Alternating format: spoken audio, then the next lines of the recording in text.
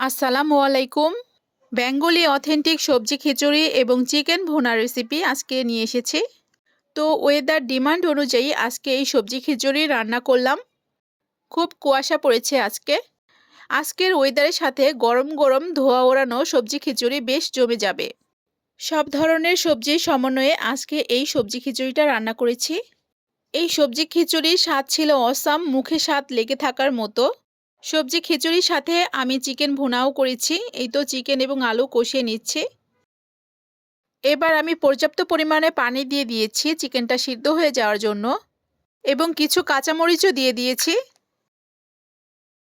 তো আমার আজকের এই বেঙ্গলি অথেন্টিক সবজি খিচুড়ি এবং চিকেন ভুনার কেমন লেগেছে সবার কাছে অবশ্যই কমেন্টস করে জানাবেন, এবং আমার চ্যানেলটিকে সাবস্ক্রাইব করে দিবেন। সবাই ভালো থাকবেন। আল্লাহ হাফেজ।